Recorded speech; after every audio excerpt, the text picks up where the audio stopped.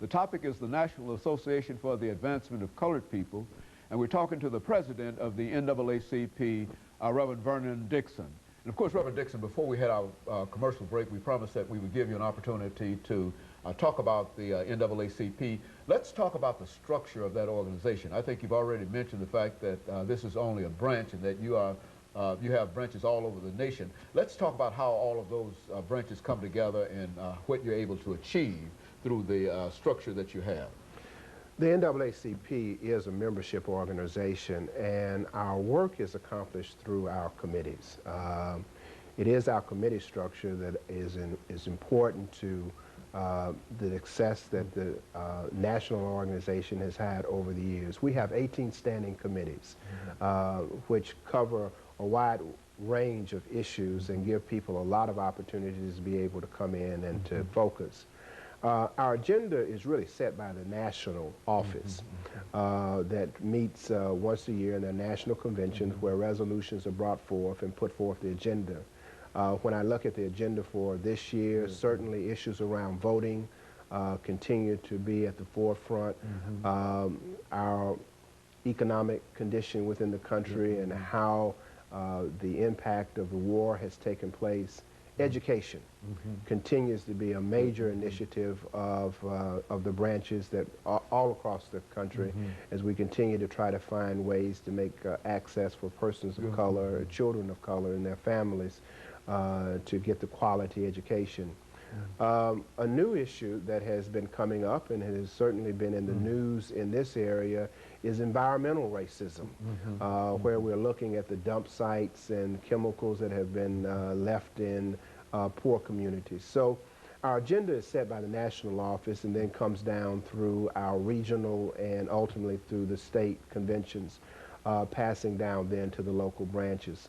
Local branches still have an opportunity, though, to set their own agenda and address issues because we're in the community and all communities are different.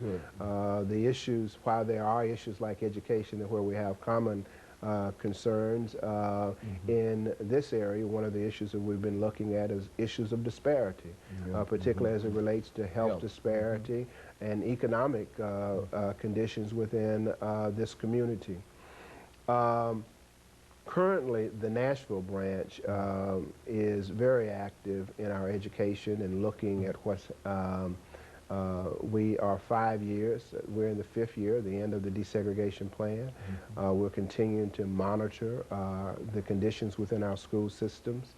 There are those who are concerned and feel as though our schools are beginning to resegregate. And we're looking at ways to keep that from happening and trying to also find ways to enhance the student achievement.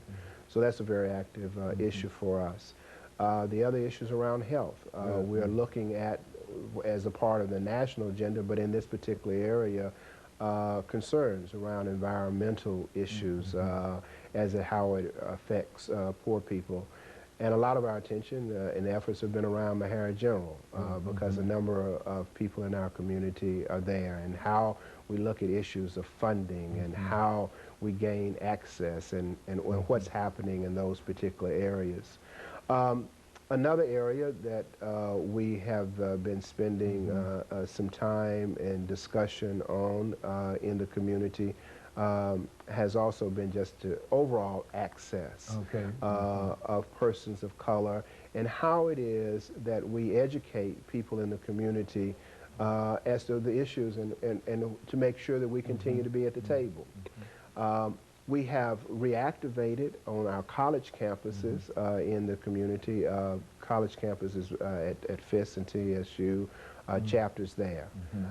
We have got our youth committee back up. We're working now and putting our AXO program together, which is a training area for youth to prepare them for college and higher education. So there are a lot of great and exciting things that are taking place at the branch. But it does center, first of all, in membership. Very good. We will be having in October our annual radiothon where we'll be recruiting members to come in. We're trying to make sure that our office is ready to receive people who are coming. We're doing a great job, I think, in the branch now in making sure that the memberships that come in are processed in a good way. I'm very fortunate to have a great supporting representation in that branch. And if I might, I'd just like to single out a few people who have been elected. The Reverend Mark Freeman is the first vice president and is also working very hard with our religious affairs. Blondell Strong, Dr. Blondell Strong is the second vice president, and she really is coordinating our volunteer efforts in the office and making sure that our office is staffed and how we handle. James Barnett, who is the third vice president, has been heading up our personnel committee as we move to put staff in the office. We haven't had staff in the office in a couple of years, and I'm really excited about being able to, to have the staff, have the office staffed full time.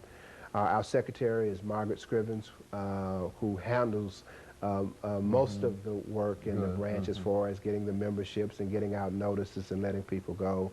And she's assisted by Ms. Sandra Hunter, and Tim Ayers is our treasurer, and he's assisted also by Mr. Hunter. So it is, so we have some good people in place. But we still need other people involved. Our religious affairs has really taken on initiative. A backbone of the NAACP has always been the church. And we are reaching out and trying to get more churches involved and helping us to disseminate the information that is out there. But there's still room for people who want to come and who want to work in our structure. People have to remember, though, that we are not really a program agency. We are more of an advocacy and a group that does monitoring. A lot of people think, with our legal redress, that there are a group of lawyers that are sitting in that they can come in and find a lawyer. What we do is we refer people and let people know, and our legal redress committee works hard to make sure that they're up on the issues and keeping a database of attorneys who might be able to address the other issues.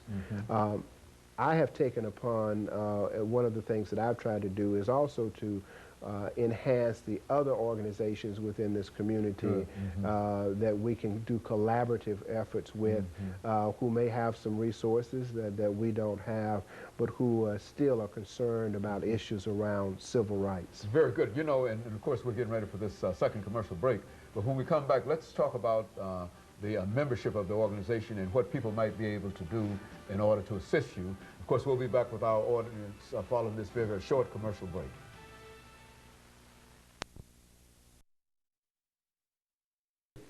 The topic is